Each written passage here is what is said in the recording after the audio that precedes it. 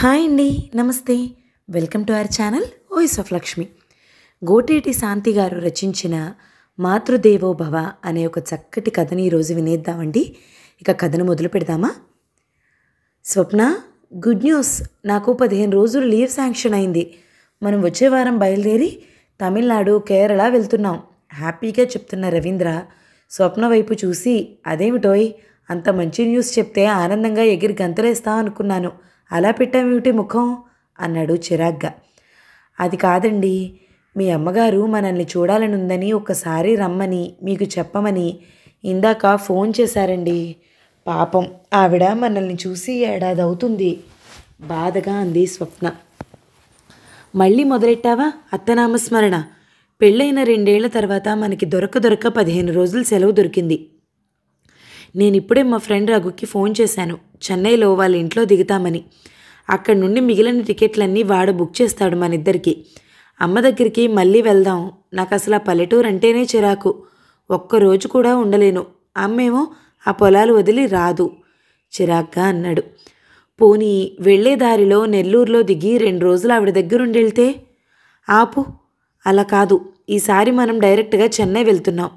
మా ఊరు ఇంకోసారి వెళ్దాం, నన్ను విసిగించుకో చిరాగ్గా అన్నాడు. పోనీ ఆవిడనే ఇక్కడికి వచ్చి కొన్నాళ్ళు ఉండమని అందాం అంది స్వప్న. ఆ పని మాత్రం చేయకు తల్లి, మనకి ప్రైవసీ ఉండదు.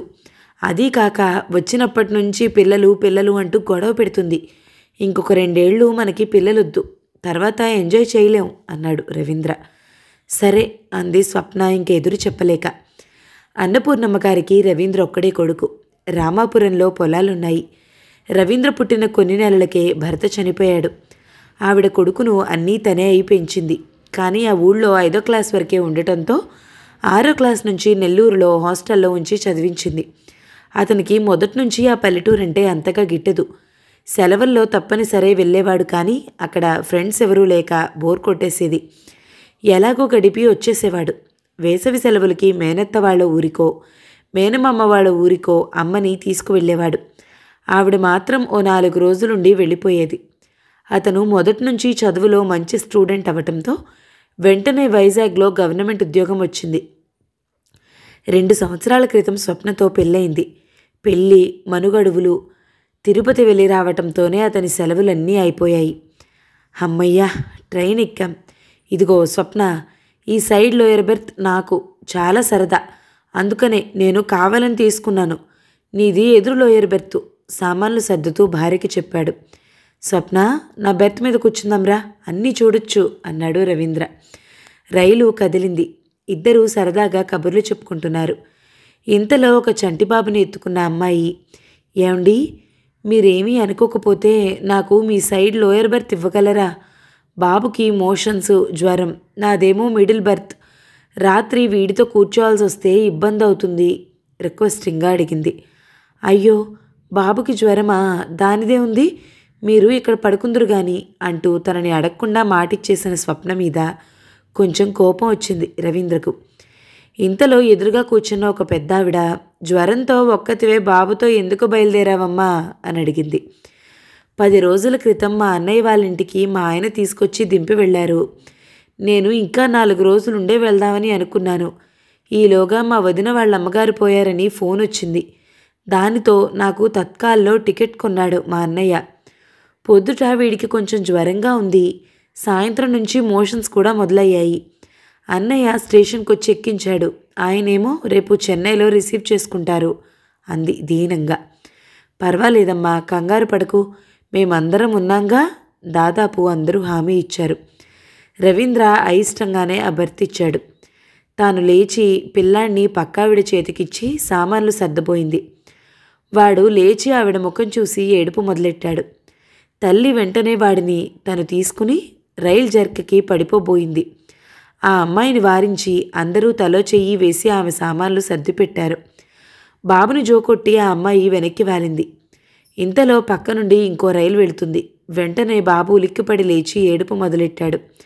ఆ అమ్మాయిని పెద్దావిడ, నీ పాలేనా అమ్మా, వేరేవేమైనా పడతావా?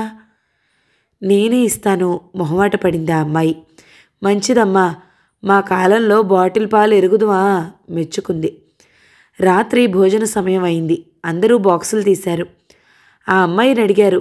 లేదండి, కంగారులో మర్చిపోయాను. ఒక రోజుకి పర్లాదులేండి. దోశలు పచ్చడి తెచ్చాను, తింటావా? పులిహోర తింటావా? నేను చపాతీ తెచ్చాను. ఇలా అందరూ ఆఫర్ చేశారు. వద్దండి, బాబుకి పాలిస్తున్నాను కదా, వాడికి మోషన్స్ అవుతున్నాయి. నేను ఇడ్లీ తీసుకొచ్చాను, తినచ్చు అంది స్వప్న. రవీంద్ర భార్యని మెల్లగా అడిగాడు. పిల్లాడికి మోషన్స్ అయితే తల్లెందుకు తినకూడదు? పిల్లలకి పాలిచ్చినంతకాలం తల్లి పత్యం చేయాలి. చాలా పదార్థాలు తినరు. కొందరు పిల్లలు 3 ఏళ్ళొచ్చే వరకు కూడా తల్లిపాలు తాగుతారు. అన్నాళ్ళు తల్లి జాగ్రత్తగా ఉండాల్సిందే, ఆచితూచి తినాల్సిందే. నేను 5 ఏళ్ళొచ్చే వరకు తాగానట. రవీంద్ర తనలో తనే గొణుక్కున్నాడు. బాబు నిద్రపోయాక స్వప్న ఇడ్లీలు తినమని ఇచ్చింది. ఆ అమ్మాయి ఒక ఇడ్లీ తిని రెండోది తినబోతుండగా పక్క రైలు కూతకి ఉలిక్కిపడి కెవ్వుమన్నాడు బాబు. అంతే, ఆ అమ్మాయి రెండో ఇడ్లీ పక్కన పడేసి చేయి కడిగేసుకుని బాబునెత్తుకుంది.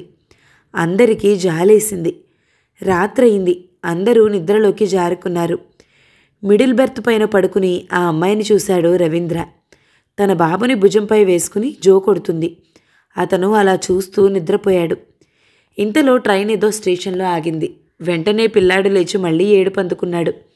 రవీంద్రకి మెలకు వచ్చింది. ఆ అమ్మాయి ఇంకా బాబునెత్తుకుని జో కొడుతూనే ఉంది.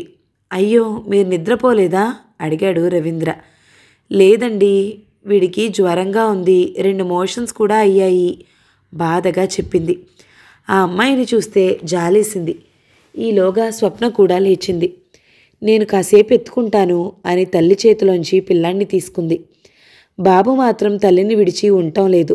ఈలోగా ఆ అమ్మాయి, కాసేపు బాబుని చూసుకోండి, నేను వాష్రూమ్కి వెళ్ళొస్తాను అని వెళ్ళింది. అవును, బాబు కోసం ఏమీ తినకుండా అంత పథ్యం చెయ్యాలా? ఆశ్చర్యపోతూ అడిగాడు. అయ్యో, కామెర్లు అలాంటివి వస్తే ఉప్పు నూనె కూడా 6 నెలలు మానేయాలి అంది స్వప్న. నాకు 2వ ఏట వచ్చాయట గొణుక్కున్నాడు. ఆ అమ్మాయి పిల్లాన్ని తీసుకుంది. మళ్ళీ అందరూ పడుకున్నారు. రవీంద్రకి నిద్ర పట్టింది. మధ్యలో 2-3 సార్లు లేచాడు. ఒకసారి ఆ అమ్మాయి బాబును ఒళ్ళో పడుకోబెట్టుకుని వెనక్కి వాలి కలత నిద్రపోతుంది. ఒకసారి భుజాన వేసుకుని అటు ఇటు తిప్పుతుంది. అర్ధరాత్రి వాష్రూమ్కి వెళ్ళటానికి బెర్త దిగాడు రవీంద్ర. తిరిగి వస్తూ గమనించాడు ఆమె ఏడుస్తుందని. మెల్లగా భార్యని లేపి విషయం చెప్పాడు. ఏమైందమ్మా అడిగింది స్వప్న. ఒళ్ళు కాలిపోతుంది, కళ్ళలో నీళ్లు తిరుగుతుండగా చెప్పింది. తడిబట్ట పెట్టి ఒళ్ళు తుడుద్దాం, కంగారు పడకు అని చెప్పి స్వప్న టిఫిన్ బాక్స్ ఖాళీ చేసి దాంట్లో నీళ్లు పోసి తన నాప్కిన్ తడిపి దానితో చంటాడి ఒళ్ళు తుడిచింది. రవీంద్ర బాక్స్ పట్టుకుని సహాయం చేశాడు. ఆ అమ్మాయి బాబుని సముదాయిస్తుంది. నుదుటి మీద కూడా తడిబట్ట వేశారు. ఈ అలజడికి పక్క బెర్త్ మీద పడుకున్న ఆయన విసుక్కున్నాడు. ఏమిటిది? తెల్లవార్లు మేము నిద్రపోనక్కర్లేదా? రవీంద్రకి కోపం వచ్చింది. ఊరికే తెల్లవార్లు ఎవరూ కూర్చోరండి. పాపం ఈ బాబుకి జ్వరంతో ఒళ్ళు కాలిపోతుంది. అంత జ్వరం ఉన్న పిల్లాన్ని ఒక్కత్తి ఎందుకు తీసుకొచ్చిందో, మా అందరి నిద్రలు డిస్టర్బ్ అవుతున్నాయి గుణుక్కున్నాడు. రవీంద్రకి కోపం వచ్చి ఏదో అనబోతుంటే స్వప్న వారించింది. బాబుకి మందు వేస్తే పాలు మందు కూడా కక్కేసుకున్నాడు. ఆ కక్కువాసన భరించలేకపోయాడు రవీంద్ర. స్వప్న కూడా ముక్కుకు కర్చీఫ్ అడ్డపెట్టుకుని కాస్త దూరంగా నించుంది. ఆ అమ్మాయి మాత్రం కొంచెం కూడా విసుగు లేకుండా చంటాడి ఒళ్ళంతా శుభ్రం చేసి తన చీర కూడా తుడుచుకుంది. బాబు పడుకున్నాడు. ఆ అమ్మాయి వీళ్ళిద్దరికీ థ్యాంక్స్ చెప్పింది. బెర్త్ మీద పడుకున్నాడు రవీంద్ర. అప్రయత్నంగా కన్నీళ్లొచ్చాయి. మెల్లగా నిద్రలోకి జారుకున్నాడు. ఇంతలో టీ కాఫీ అరుపులతో మెలకు వచ్చింది. స్వప్న ఆ అమ్మాయికి కాఫీ ఆఫర్ చేస్తే వద్దండి అంటూ మొహమాట పడింది. అలా కాదని ఇస్తే ఆ అమ్మాయి మెల్లగా తాగుతూ ఉంటే బాబు ఆ కప్పుని చేత్తో ఒక్క దెబ్బ కొట్టాడు. కింద పడిపోయింది. ఆ అమ్మాయి తాగనే లేదు. స్వప్నని ఎదుటి బర్త్లో ఉన్న ఆవిడ అడిగింది, మీరెక్కడికి వెళ్తున్నారు అని. చెన్నై. ఇంతలో బాబుకి కొంచెం తగ్గిందేమో, నిద్రపోతున్నాడు. ఆ అమ్మాయికి నిద్ర ముంచుకొస్తుంది. ట్రైన్ స్లో అవుతుంది. ఏ స్టేషన్ వస్తుంది? టీటీని అడిగాడు రవీంద్ర. నెల్లూరు. స్వప్న, మన సామాన్లు తీసుకో, దిగుదాం అన్నాడు రవీంద్ర. ఇది చెన్నై కాదు, నెల్లూరండి గుర్తు చేసింది స్వప్న. తెలుసు, దిగుదాం అన్నాడు రవీంద్ర. ఎదుటి బెర్త్ ఆవిడ, అదేమిటి చెన్నై దాకా వస్తానన్నారు కదా, ఇక్కడే దిగేస్తున్నారేమిటి ఆరా తీసింది. ఇది మా అత్తగారి ఊరు, 2 రోజులుండి చెన్నై వెళతాం ఆనందంగా చెప్పింది స్వప్న. దిగిన వెంటనే రామాపురానికి ఒక ట్యాక్సీ మాట్లాడాడు. అది బయలుదేరగానే చెన్నై ఫ్రెండ్కి ఫోన్ చేశాడు. ఒరేయ్, ఈసారి రావటం లేదు, టిక్కెట్లన్నీ క్యాన్సిల్ చేసేయ్, అమ్మతో 15 రోజులు గడిపి వెళ్ళిపోతాం అన్నాడు రవీంద్ర. అదేమిటి అడిగింది స్వప్న. ఏమీ లేదు, ఆ 15 రోజుల్లో మన పొలం బేరం పెట్టో కౌలుకిచ్చో అమ్మని ఒప్పించి మనతో తీసుకెళ్దాం.